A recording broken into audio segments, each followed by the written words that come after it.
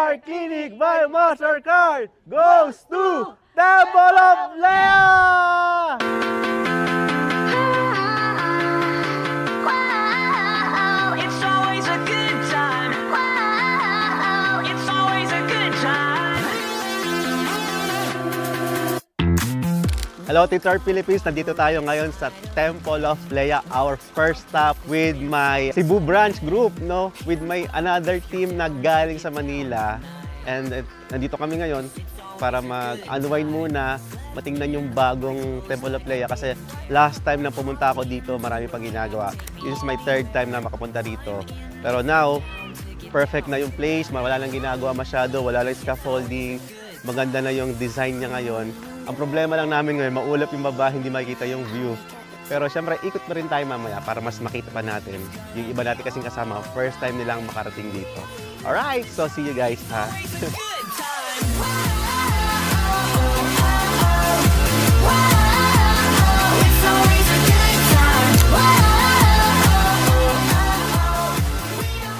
Yun nandun sa taas na yun, sabi doon, si Lea Albino Adarna. Di ba si Ellen Adarna siya? Hindi ko alam kung grandparents niya ba yun or grandmother niya, no? So parang symbolize lang siya. Siyempre alam mo naman, yung mga lumang tao, isa naggagawa sila ng mga statue na ganyan. Ina-memory kasi yun, no? Para makita nila na meron pa ring legacy na iniwan yung Adarna family. Ito naman yung souvenir items nila ng Temple of Lea. Tignan natin, no? Okay. Boss, binibenta lahat yan? Apo. Okay lang i-vlog? Okay, sige. Nandito yung mga souvenir items nila. Oh. Yun. So, sino to, kuya? Halika nga. Sinong ano rito? Tour guide? Ano yung mga yan, boss? Para ano na yan, souvenir lang po yan. Pero sino yan? Wala kaming idea dyan, sir eh. Pagpunta namin dito, nandyan na yan. Naka-display na yan. Mas lalo kami, wala kami idea dyan, sir. Kasi kararating lang din namin dito. Aray ko! Okay. Siguro, alam mo, statue, kung mahilig ka sa mga statue sa ganito, pwede mo, buti ko lang ha. Iya. Mabigat. Siguro mababasag to. Mababasag ba to kuya pag nilaglag? Mababasag daw pag nilaglag. Ibig sabihin, hindi siya yung purong bato. Sculpture. Pag gusto mo ng souvenir items to, dito ka mamili, oh. Nandiyan na lahat. Ashtray, mga box. Gusto mo ng t-shirt to, t-shirt to. Yun, Temple of Lea. May souvenir ka na sa Temple of Lea, oh. Shirt. Diba? Ano masasabi mo ate dito? Ano naman yung yamang bukid na yan? Yes, so meron kaming product po doon ng yamang bukid mo. Saan yamang bukid mo? Basta gusto nyo lang mo, try mo. Oh, yamang bukid. Ano yan eh? Salabat? Yes, talaga. Pero mas meron po siya turmeric po talaga siya. Oo, ito. Ito yung mga binebenta sa Walter Mart eh. Yamang Siya bukid. na yung mga Explain mo ate ako niyan. Paano tayo bibili? Wala mag-explain. Aray ko! insomnia, hindi kayo makatulog ang gabi. Nagpapaklansa ng kidney, nagpapalower ng cholesterol sa high blood po, UTI po. Pang-cleansing po talaga siya at nagdedetoxify ng body po yan natin. Is masarap to sir is 10-in-1 na po siya, no need to add sugar, meron na siyang honey, banaba, sambong, lagundi, mayroong malunggay, peppermint, lemongrass, nora, frankincense, ginger. So, mag-iinit na lang po talaga kayo ng tubig, wala na kayong iwa kasi kompleto na. Okay sir? Free taste. Taga Mindanao may-ari nito, di ba? Taga Mindanao. Nang Dumaguete po. Ang dami nito sa Manila, sa Walter Mart. Sige, salamat ha. Tama siya. Alam niyo yung may nabanggit kasi sa atin ng malunggay. Napakasustansya ng malunggay. Alam mo na, diba? Mataas ang calcium, vitamin C. Pero, meron talaga siyang best time to harvest. Alam mo kung anong oras siya dapat ina-harvest? Sa umaga po. Hindi, dapat sa gabi. Sa gabi ba? Po. Tinatanong natin bakit sa gabi. Kasi pag gabi po kasi, tulog yung kapitbahay. Aray ko! Joke lang. Di ba? Kaya mas maganda i-harvest ang malunggay sa gabi. Alright, thank you mama. Pero may Good Shepherd, Baguio City ha. Dinayo niyo pa rito, Baguio City. Okay po, thank you. Yung may mga payong din. Saktong-sakto pag umulan. Diyan yung payong.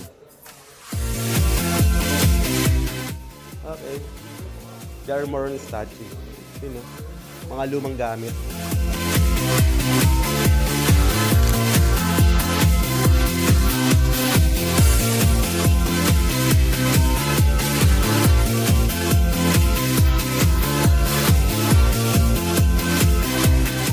Okay, our second stop now is Little Kyoto dito sa Cebu. Malapit lang to sa Temple of Leia. Kung galing ka na sa Temple of Leia, pumunta ka na dito. Pero hindi ko pa alam kung ano meron sa loob eh. Ngayon ko pa lang malalaman kung ano meron doon. Pero I think this is Japanese concept. May flowers akong nakita sa labas, doon sa picture. And then, kung kaya mag-draw, i-draw natin para mas makita natin yung aerial view ng landscape ng Little Kyoto. Tara, sa loob!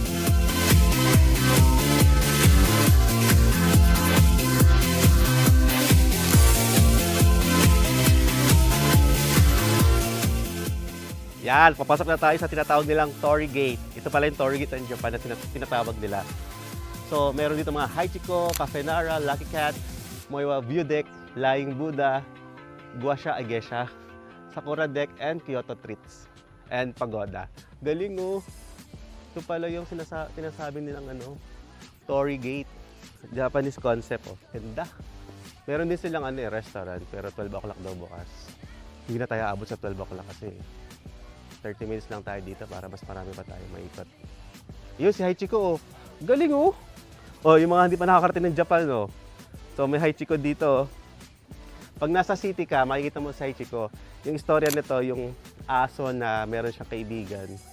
Hanggang sa, lagi siyang inaantay sa train. May pelikula nun Haichiko, eh. Tapos dahil yung aso, lagi niya inaabangan yung amo niya. Tapos dumating yung time, hindi na niya nakikita yung amo niya. Nawala na yung amo niya. Pero yung hayop na yon, yung aso na yon, lagi pa rin niyang inaantay yung kanyang amo. Pero hindi na niya alam na patay na pala yon. So, hanggang sa namatay na lang yung aso na si Haichiko, so ang ginawa ng Japan government, doon sa train, malapit, ginawa nila ng statue. Pero it symbolized the loyalty of a dog to his purpose. Magic in me. Every time I touch that track, it turns into gold. Everybody knows I got the magic in me. When I hit the Dito tayo ngayon sa pagoda. Sa loob nito may Buddha, no? Yung pagoda, kapag pagod ka na, pagoda. Hoy! Aray ko po! Yung Buddha naman nakaganon. Ibig sabihin, dapat dumating yung panahon na lagi ka na nakasahod sa mga biyaya na pwede mo tanggapin. Pero kailangan mo lang mapagod para ma-receive mo yung mga blessing. Tignan mo, tingnan mo sa loob. Ang ganda ng konsepto niya eh. Pagoda. Sabi sabihin, kailangan mo mapagod. Tapos yung Buddha, nakaganyan. Nakabuka yung bibig. Nakabuka yung kamay niya para ma-receive yung mga blessings. Tingnan mo to oh. After ng pagod, biyaya naman. So, kaya pagoda siya. Magpagod ka. Ibig sabihin, kailangan mo mapagod para ma-receive mo yung mga biyaya na kailangan mong matanggap. Okay? Di pa tayo sa kabila. Geisha. I got the magic in me. Itong geisha na to, ito yung mga female performing artist. In Japanese, geisha. So nakita ng Pinoy, ay, geisha. Kasi yung makeup, para ginaya ng mga Pinoy, pero pag makeup ng Pinoy, mukha siyang kaya geisha. Kaya yun, dun nakuha siguro yun. No? Pero it's a joke story ko lang. Hey, yun naman. Dito baba tayo. Taiyaki. O, di ba? Mga Pilipino, pagkakita ng yaki. Pero doon talaga nagsimula yun. Taiyaki. Pero alamat ko lang ito. Isa naman, taco yami. Yan o. Yung takoyaki, pinalitan nila yan, dati taiyaki yan. Baguhin natin, gawin natin takoyaki. Di ba? Mukha siyang masarap. Tapos yakitori, teriyaki. Tapos karaj, tempura.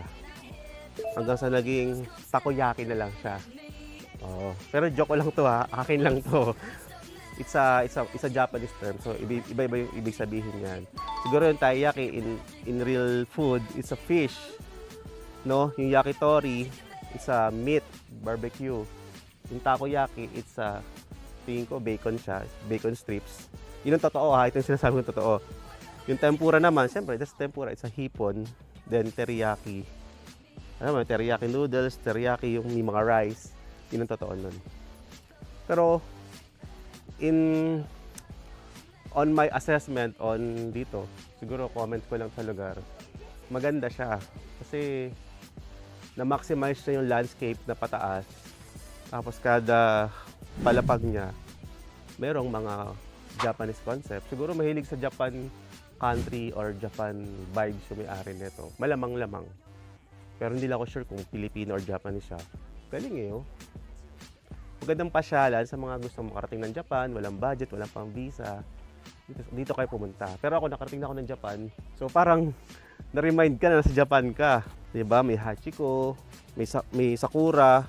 Pero iba pa rin yung Japan kasi totoong Japan yun. Pero dito, ma-feel mo pa rin yung vibes kasi medyo malamig din naman yung atmosphere. And yung landscape, binamaintain ni na kuya. Sabi nga ni kuya, lagi raw nila itong binubunutan ng damo. So ibig sabihin, everyday may maintenance siya kasi everyday tumutubo yung damo eh. Okay? 1 to 10, grade ko rito is 7 out of 10. Okay, tara na guys. Baba na tayo. Arigatou gozaimasu. Arigatou magastos.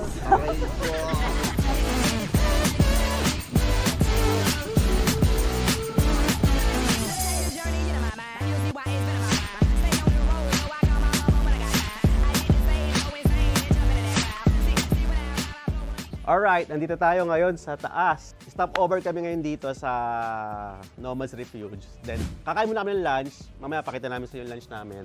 Pero hindi pa to yung pinakataas ng Nomads Refuge Restaurant. Meron pa doon. Pero medyo magubat na yan. Hanggang dito na lang tayo.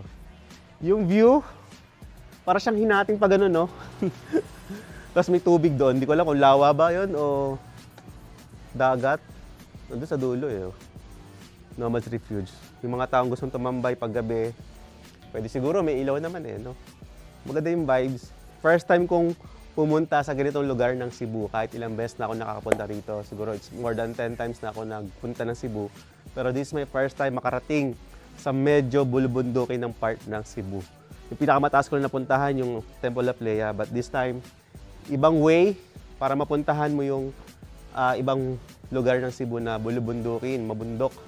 And pupunta na kami sa third stop namin na gagalaan namin dito sa Cebu. Sana magustuhan niyo po yung mga lugar na pupuntahan namin. Ha? I got the magic in me.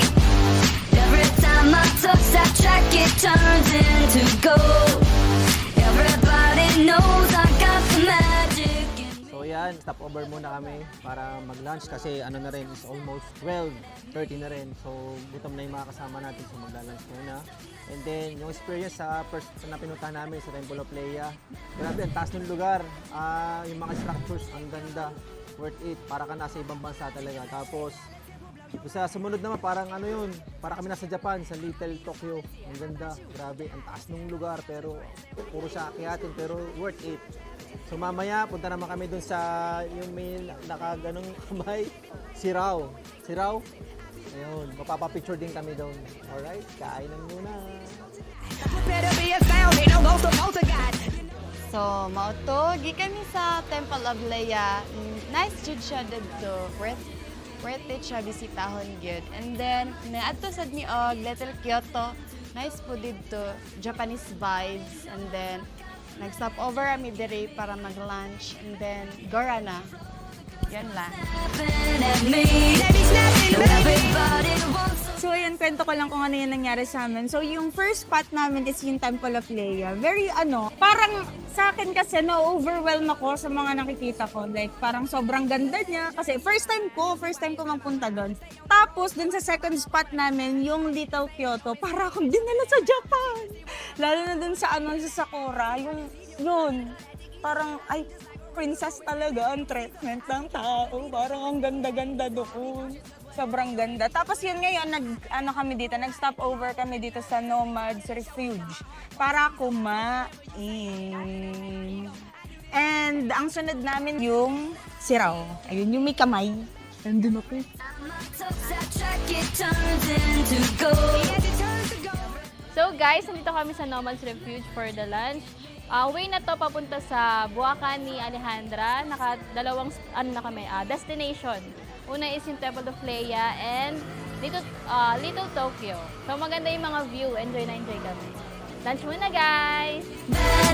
So, yung experience namin kanina sa Temple of Lea, sa first stop namin, ang ganda.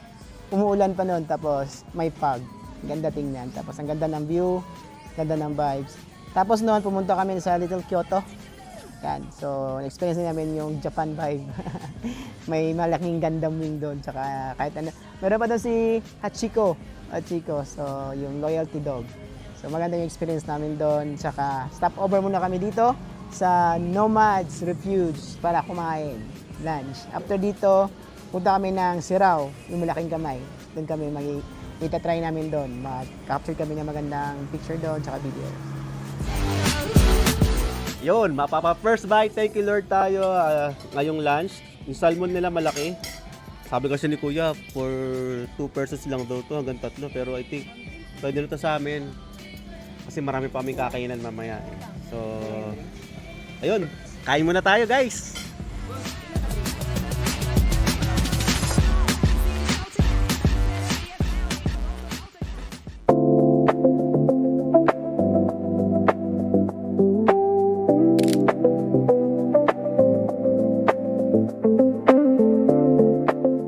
Alright, nandito tayo ngayon sa buwakan ni Alejandra. Sinasabi ni Kuya, hindi naman siya sure, pero baka raw mga 9 years na to nag-exist. So, matagal na rin ako nakapunta ng Cebu dahil nakita ko lang sa Facebook, nakita namin sa Reels. So, punong-puno talaga siya ng bulaklak. Nabubuhay yung mga bulaklak katulad nito dahil nga malamig yung lugar na to. Tignan nyo guys, oh. Nung nakarating ako ng Dubai, meron dong parang garden din na purong bulaklak, kinuha nila sa iba't ibang bansa, tapos nilikom nila. Ito, hindi ko alam kung ito ba ay talagang atin. Hindi ako familiar sa bulaklak, pero maraming species of flowers everywhere. Sobrang ganda, ma-amaze ko. Ako na-amaze ako dahil mahilig din ako sa mga halaman dahil nagplantitas tayo during pandemic. Ito yung kinabubuhay namin nung pandemic time. So, I really appreciate yung mga halaman, especially lupa, yung fertilizer, dahil naniniwala ako na sa fertilizer ang buhay ng isang halaman, plus yung photosynthesis ng process of pati yung flowering stages ng mga bulaklak. Ang ganda oh! Grabe oh! Mapapawaw ka oh! Siguro magkakaiba lang tayo ng para bang kinagigiliwan. Ako kinagigiliwan ko yung kulay niya, yung combination ng pagkaka-landscape, sobrang ganda oh. Mas maganda to sa napuntahan namin na dalawa na napuntahan namin. Galing! Ganda! Talino, genius yung gumawa nito. Grabe oh. Meron pa doon oh. Sayang no kung hindi lang umaambon-ambon. Makapag-drone sana tayo, mas makita natin yung aerial view nito. Pero tingin ko okay na rin to. Makita natin yung ganda nito. Mamaya pakita natin yung pinaka-logo ng Alejandra.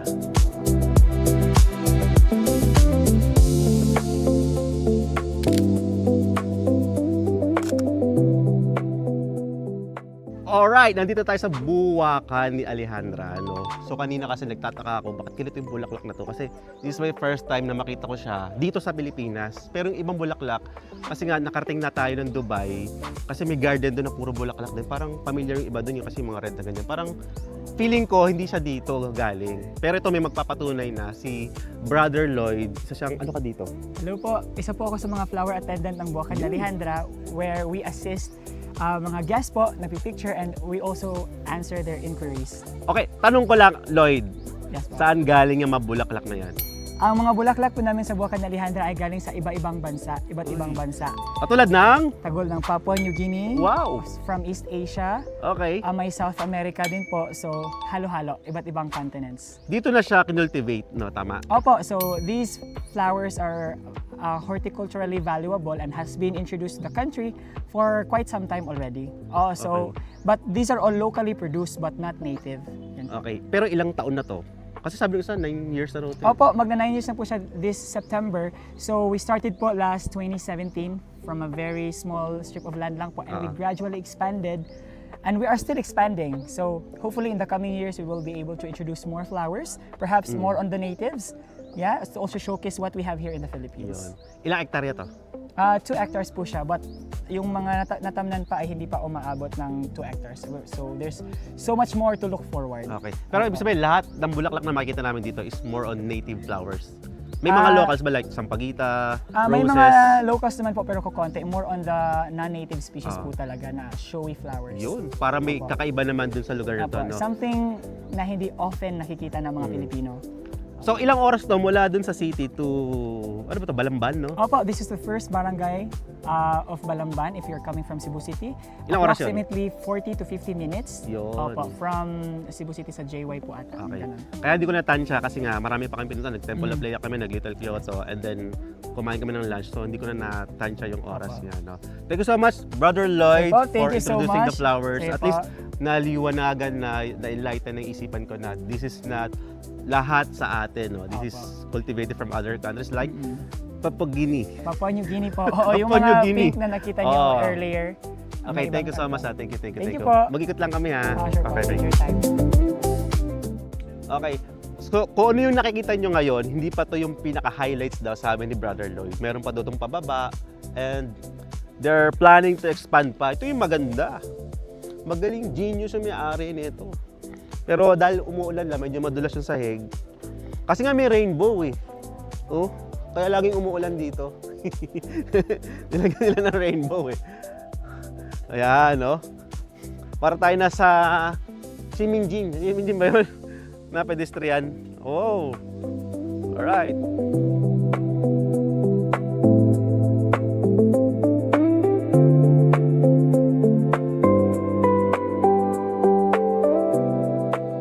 Galing oh. Nagawa nila ng landscape talaga oh. Sulit dito, 125 lang yung entrance. Hindi kayo magsisisi. Baga, isama nyo to sa itinerary nyo na makarating kayo sa Alejandra. Buwakan ni Alejandra. Bulaklak daw ibig sabihin nun. So yung banda ron sa right side ko is medyo mapula yung mga bulaklak doon. Dito naman medyo pinkish na lavender yung color na nagsasama siya. Kung titignan mo mula rito, papunta doon, na landscape ng maayos. Wow, galing. Minsan dito nila ginaganap yung mga photoshoot, prenup shoot, birthdays. Pwede dito. Okay to. Sulit ang 125 na entrance. And kukunti lang yung turista this day kasi nga medyo maulan. Pero yung bulaklak na to ay tingin ko para sa mga medyo maulan eh. Parang sa Dubai, kailangan medyo maulan din yung klima. Malamig-lamig para mabuhay yung bulaklak. So mas glowing yung bulaklak kapag ganito yung panahon. No? Wow, ganda. Kung ano yung nakita namin sa Reels, hindi na nakita namin sa in reality. Hindi siya yung katulad ng ibang pupuntahan mo na iba yung sa Reels, iba rin yung in reality. Pero this time, kung ano yung nakita mo doon, ito na rin yun. Maganda lang pagkakashoot doon sa nakita namin.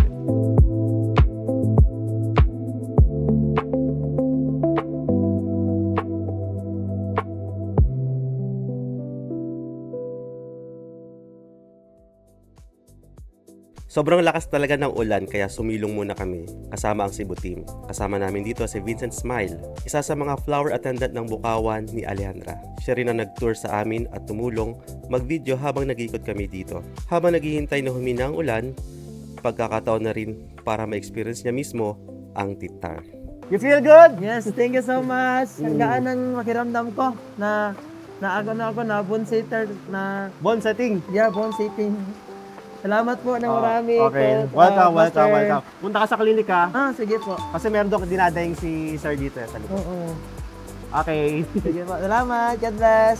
Dahil tapos na tayong maglakbay dito sa Buwakan ni Alejandra, gusto ko i-rate siya ng 10 out of 10. No, sobrang na-overwhelm yung pakiramdam ko sa ganda ng palibot, ganda ng environment, yung pagka ano mo yung flowering ng bulaklak. Tumiming lang siguro yung pagpunta namin dito dahil umuulan. Pero tingin ko ito yung gusto ng ulan eh. Yung nababasa siya ng bulaklak. Ito yung gusto ng bulaklak na uulanan siya eh. So, ito na yung pinakamagandang napuntahan namin today, yung Buwakan ni Alejandra. Sobrang ganda for me. I really appreciate yung mga bulaklak dito. Siyempre si Sir Vincent na nag-guide sa atin tsaka kay Sir Lloyd na nagbigay ng konting info about the garden. Sana lumaki pa to, Sir Vincent, no? Para mas marami pang, mag-reels, mag-video shoot. Kasi ito, parang ito, sulit na eh. Okay? Bye-bye!